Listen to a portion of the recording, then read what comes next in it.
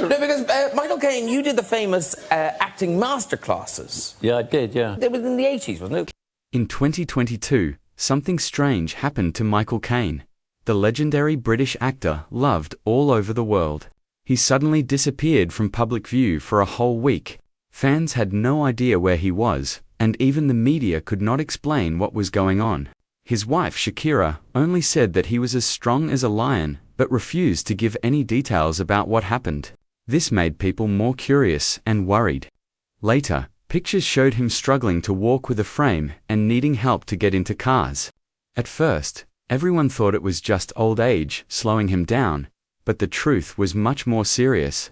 Michael Caine, who was 89 at the time, was secretly battling a health condition that was crushing his nerves and causing him unbearable pain. Doctors had to perform surgery on his spine, and while it was supposed to be routine, complications made it more difficult than expected.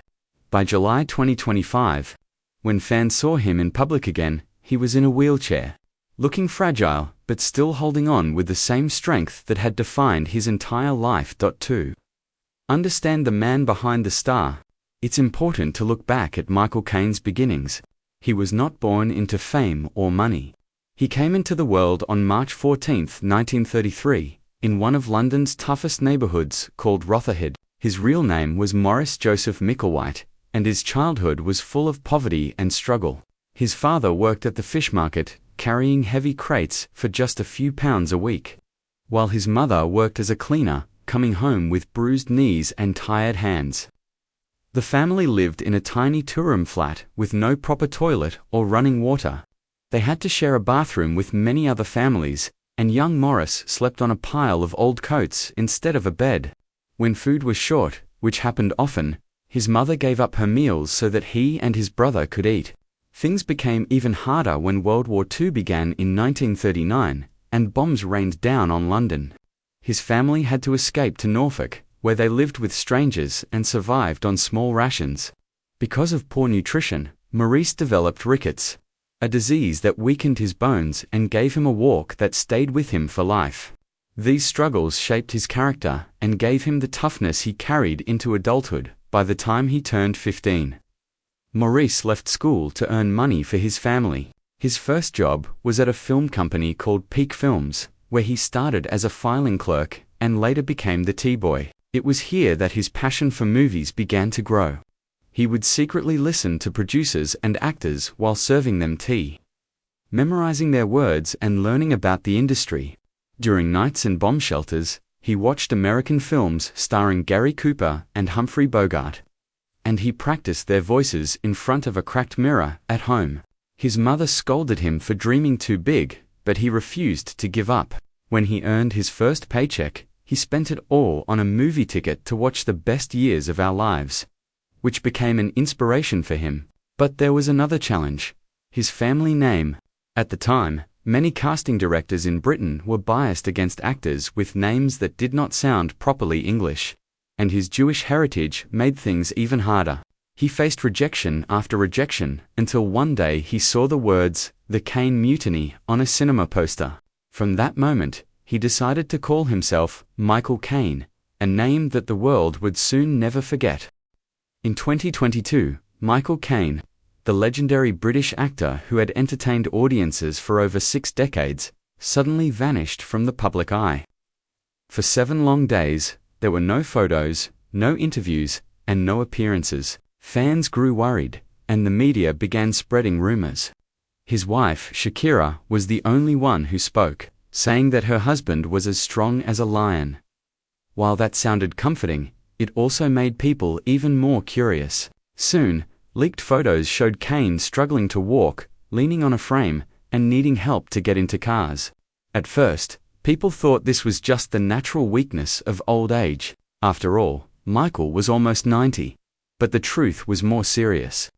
Doctors later revealed he had been suffering from spinal stenosis, a painful condition where nerves in the spine are squeezed. Surgery had been carried out to ease his suffering, but the recovery was long and difficult. By July 2025, when Caine was spotted again, he was in a wheelchair. Still, his trademark determination shone through, proving that even though his body was weaker, His spirit remained unbroken. To understand the strength that helped Caine fight through this painful hospital stay, one must look back at his early life. Born on March 14, 1933, in London's rough Rotherhithe district, he came into the world as Maurice Joseph Micklewhite Jr. His family was poor, living in a two-room flat with no proper toilet, no running water, and a shared bathroom outside. His father worked long hours at the Billingsgate fish market, while his mother cleaned houses. Often, there wasn't enough food on the table, and his mother would skip her meals so that Maurice and his younger brother, Stanley, could eat.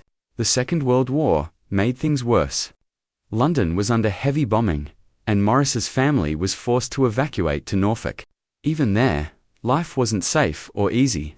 With little food and poor living conditions, young Maurice developed rickets, a disease that weakened his bones, leaving him with a walk that never completely healed. These harsh beginnings taught him the value of survival, endurance, and never giving up, qualities that later defined both his acting career and his personal battles with health. At 15, Caine left school to help support his family. His first proper job was at Peak Films, where he worked as a filing clerk and then a tea boy. Though his work seemed small, it opened the doors of cinema to him. He watched producers and actors at work, memorizing their lines and behavior. His love for movies grew stronger with every passing day. During the war, nights were spent in bomb shelters, where he and his friends found comfort in American films starring Gary Cooper, John Wayne, and Humphrey Bogart. Caine practiced their voices, imitating their accents in front of a broken mirror at home. His mother scolded him for wasting time, saying acting was not a real job, but he ignored the criticism. When he earned his first paycheck, he spent it all on a ticket to see The Best Years of Our Lives. That film convinced him that acting was his true calling. The problem, however, was his name. Maurice Micklewhite was considered too unusual for the stage. Then, one day, he saw a cinema poster for the Caine Mutiny. In that instant, Michael Caine was born. The name was simple, strong, and unforgettable. Just like the man himself, before his acting career could take off. Michael was drafted into national service in 1952 during the Korean War.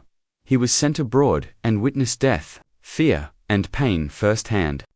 The trauma of war haunted him for years, giving him nightmares well into adulthood. Yet, those experiences also gave him the toughness that later helped him play complex roles on screen. After returning, he began chasing acting opportunities, first in theaters and later in television. He played small, forgettable roles, often going home hungry when there was no money.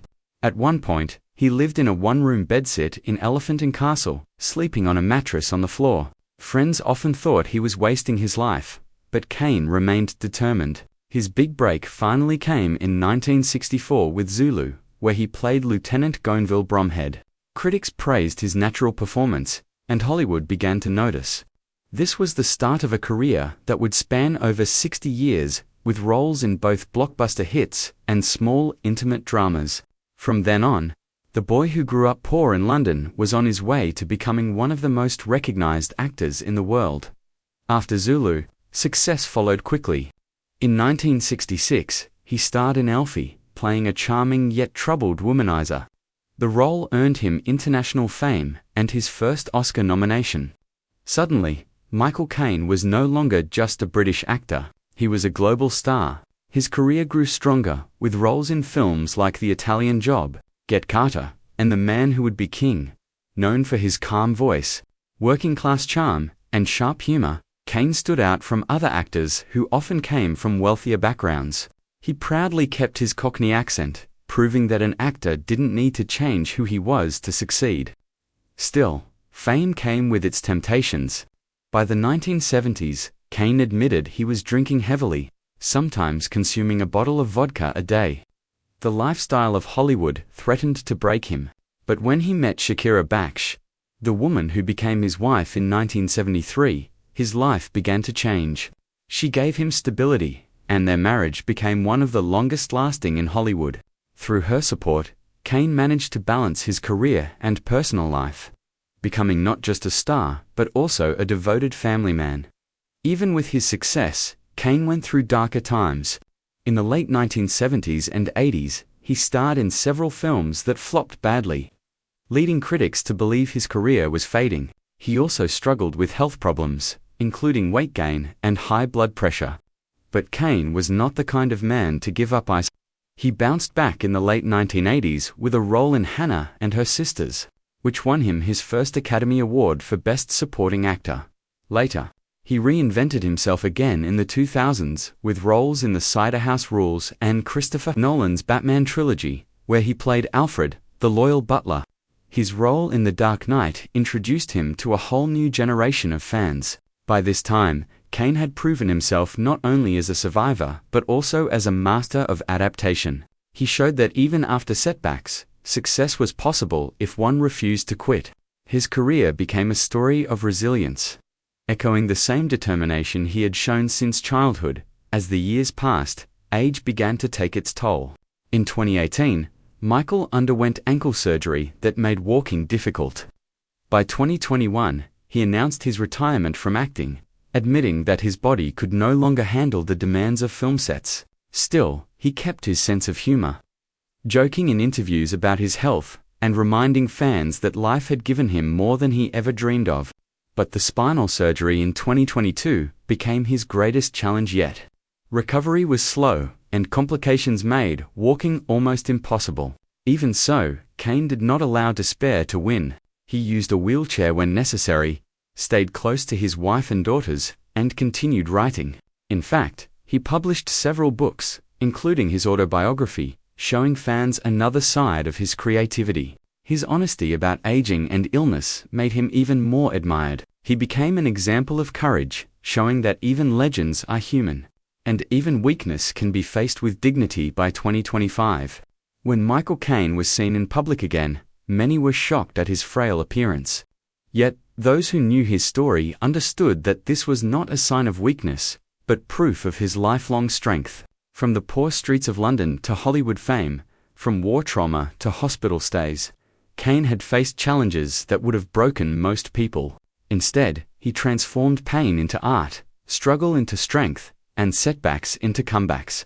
His wife's words that he was a lion rang true. The lion may have aged, but its roar still echoed.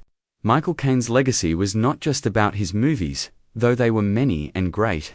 His true legacy was his spirit, the message that no matter how tough life becomes, resilience and courage can carry us through. Fans continue to celebrate him not only as an actor, but also as a symbol of survival. His hidden hospital stay only reminded the world that even heroes fall, but true strength lies in rising again.